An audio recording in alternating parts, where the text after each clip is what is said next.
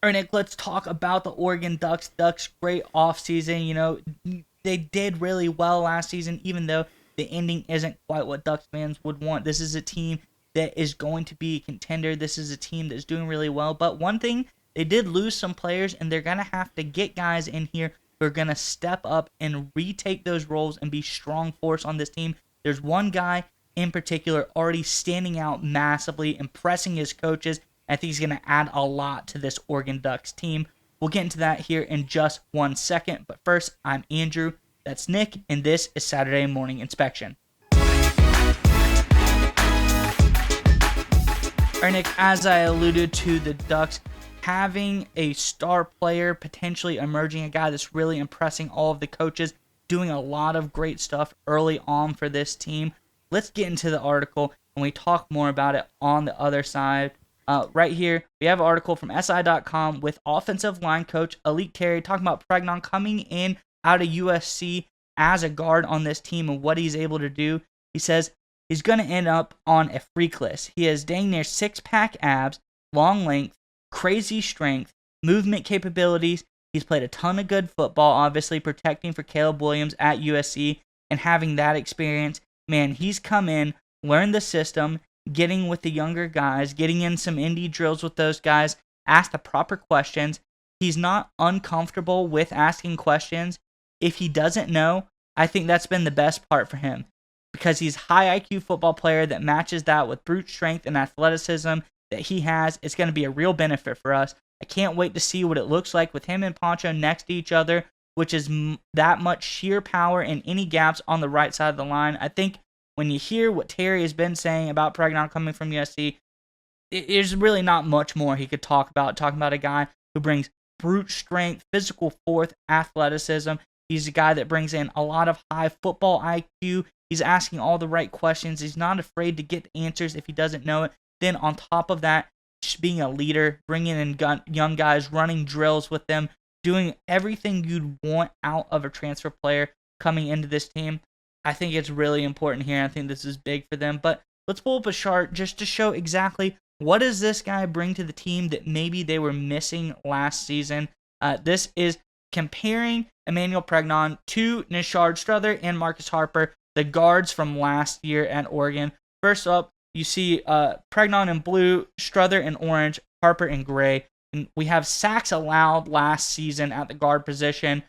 Well, Pregnon's not on there. He didn't allow any sacks last year. 2 for Strother, 1 for Harper. And I think that's something that is good. He might not have, off the charts pass blocking grade, but he didn't allow any sacks last year, which I think is really crucial here. And then finally, the thing where you hear strength, you hear brutality, you hear, that raw strength and ability. That's where it comes in the run blocking game. And that's something here that he did very, very well. Pregnon, an 80.8 PFF run blocking grade last season. Great stuff there. A little bit below 70 there for Strother. And then Harper, not very great, 49 run blocking grade. So this is a guy in Pregnon that he did great things in the pass blocking game as far as not allowing any sacks on the quarterback, keeping Caleb Williams clean for that aspect. But also in the run blocking game, he brings a big role there too, 80.8 grade. Really good as far as run blocking goes. But I think this guy is bringing a lot of good stuff to this Ducks offensive line. I think we're going to see a big, big difference this year because that's the key here. I think if the Ducks want to make the jump, I think they're so close. They want to go in and not just be a national championship contender, but become national champions. They got to win in the trenches. They got to win at the point of attack. And bringing a guy in like Emmanuel Pregnon, I think is a really big move for them here. Curious what your thoughts are on all of this, Nick. But before we get to you, Ducks fans, in the comment section below, let us know. We're talking about, the future of this team. We're talking about guys coming in and making a lot of, impact on this team. Is there anyone in particular do you think, other than Pregnon, that's going to come in and be an impact player for this team? Is there someone you've seen so far through spring ball that has stood out to you as a guy that could come in here and really impact this team? Let us know your thoughts in the comment section below. But nonetheless, Nick, what do you think about this latest out of Oregon? Well, I think first and foremost, so one thing we can pretty much guarantee is that Pregnon will have a positive impact. Because we saw, if you look at his career to this point, for those of you who aren't familiar, he started at Wyoming, which is obviously a much smaller level of competition, transferred to USC, had two quality seasons there. You brought up his numbers, very good stuff there with the USC Trojans, and now is moving to Oregon. So if he was able to go from Wyoming to USC and maintain or even improve his level of play, I have no doubt he'll maintain or most likely even improve his level of play with the Oregon Ducks. So I think the risk here for Oregon in terms of getting him into the fold, and now we've seen it from Coach Terry, of maybe Pregnon not being ready to handle that, it's pretty much zero, right? He's already done it before in a much harder leap from Wyoming to USC. It's a much easier leap, obviously, going from USC to Oregon. I think he'll excel with this move. He already did a great job before. I think he'll do a phenomenal job with the Oregon Ducks in terms of handling that transition, not having a drop off in performance. I think he'll actually even get better based on the coaching staff and structure that's up there in Eugene.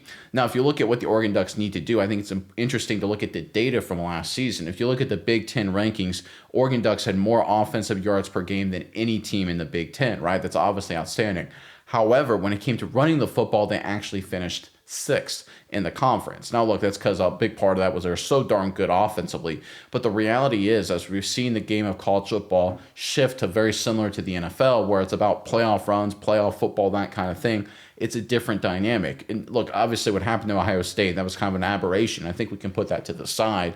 But we look at teams that make deep playoff runs that look like Notre Dame, for example, they win with winning in the trenches, running the football, field position, defense, things like that. That's how you have to win a lot of big time playoff games in the NFL and now in college with the extended playoff.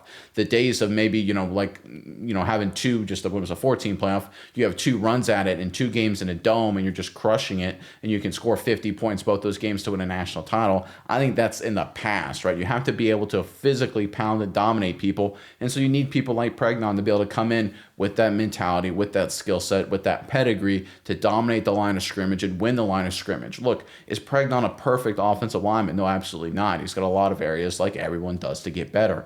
But his mentality, his toughness, his stature, his physicality, all of his attributes dictate to sort of a playoff kind of level of football, right?